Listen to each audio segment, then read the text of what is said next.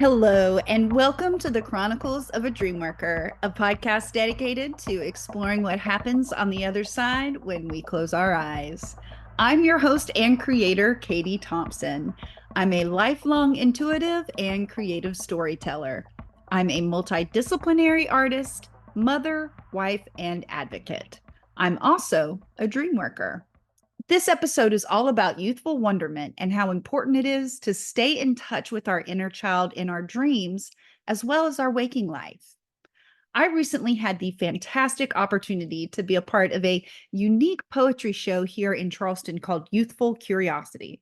It featured about a dozen creatives exploring the idea of childhood wonderment through poetry, dance, music, and performance.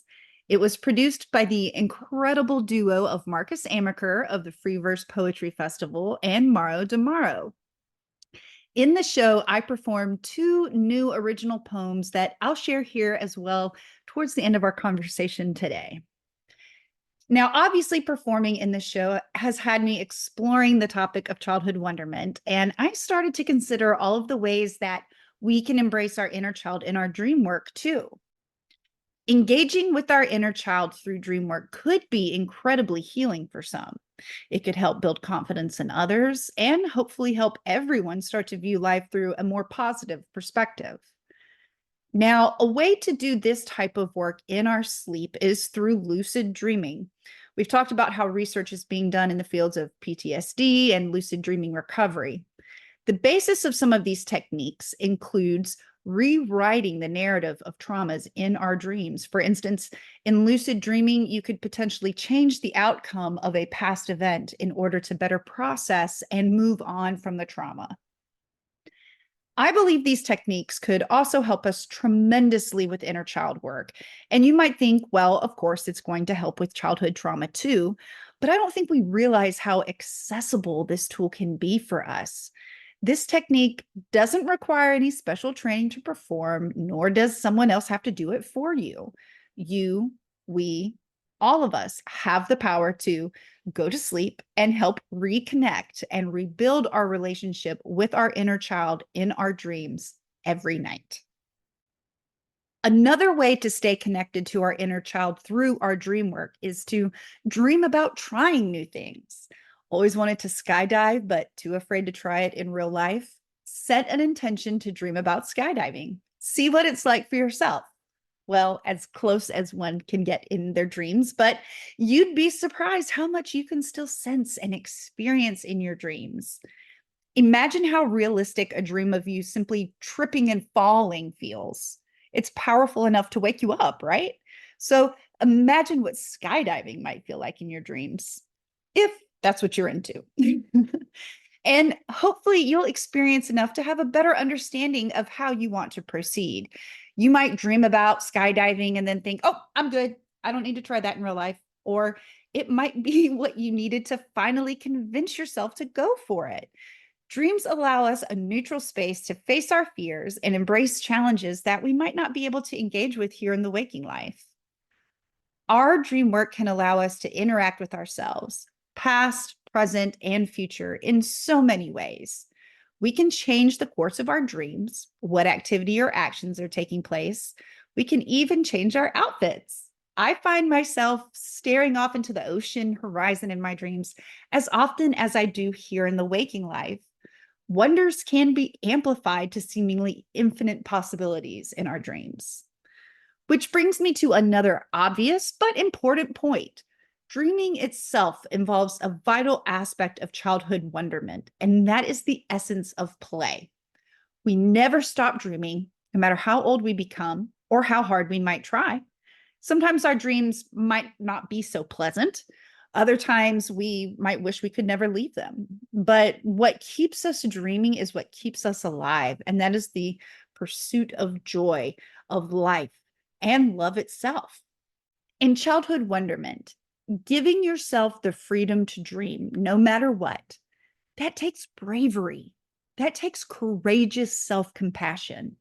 That means giving yourself the space, respecting and loving yourself enough to give yourself the room to explore, to wonder, to let down your guard and fully immerse yourself in life and what's beyond. That is a true power we all have. And no one is more deserving of receiving our own love and acceptance than ourselves. So, if you're completely new to dream work or are just wondering how the heck to get started, just dream. You can help focus your dreams by doing things in your waking life, like journaling, or simply writing a short affirmation each day, such as, I want to dream about conquering my fear of heights. That can be enough. You can also meditate on your dreams, search for groups or resources related to your topic online, or simply read about your intended focus for a few minutes before bed each night. As I say quite often, anyone can dream. There are no special powers or spidey senses needed, although they can be helpful. So, my point is, anyone can do this, even you. I know it, and it's time for you to know it too. To finish up, I'd like to share with you the two poems I performed in the Youthful Curiosity show. The first is a reflection upon my time as a teenager battling bacterial meningitis from a tall hospital tower in downtown Charleston, and how seeing the natural beauty of the world through those windows helped me keep dreaming through those difficult times. It's called When I Have the World to Hold Me. In the quiet is where I've stayed for so long, it feels like home. I look out the windows and see the world turning. Beautiful landscapes adorn the sea. It heals in a way that, thankfully, only some know. Others may look at this life and not think it worth much, but I still have the chance to watch the world in all of its chaotic beauty. I am not missing out, nor left behind, when I have the world to hold me with only a simple glance. Thank you. Next, this second poem is about reclaiming childhood wonderment after you go through life and realize that you can never be anything but who you truly are. It's called In a Life of Color. I've always felt like me, happy to draw, to create, to dance, to live life in color. Can't you see how bright it is? It wasn't until I was told that gray was the way and was pushed into the well that I thought gray was how the world had to be. But color still called. They mesmerized me. I'd see them most brightly when living my life to the fullest. Despite being in the gray, there was always a part of me that shone with the greatest vibrancy and could never be dulled. I had to leave the gray behind. There was no other option. Its scales were embedded. I peeled them out one by one, each cutting me one last time. Though through their slits revealed a world of color I could not give up. It was no way to live. I couldn't live anything else than in color. Scars heal. Time goes on. Things may turn gray from time to time. Remain steady and free in a life of color. Thank you. That concludes this episode of Chronicles of a Dreamworker. Thank you so much for tuning in. I really hope you enjoyed it. I'd love to hear from you and hear more about your dreams. So drop me a message at dreamworkerchronicles@gmail.com. We'd love for you to like and subscribe if you're catching this on YouTube, and be sure to follow along on your favorite podcast platform.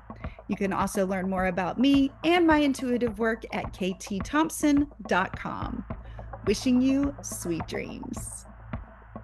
Chronicles of a Dreamworker is a Black Swamp production.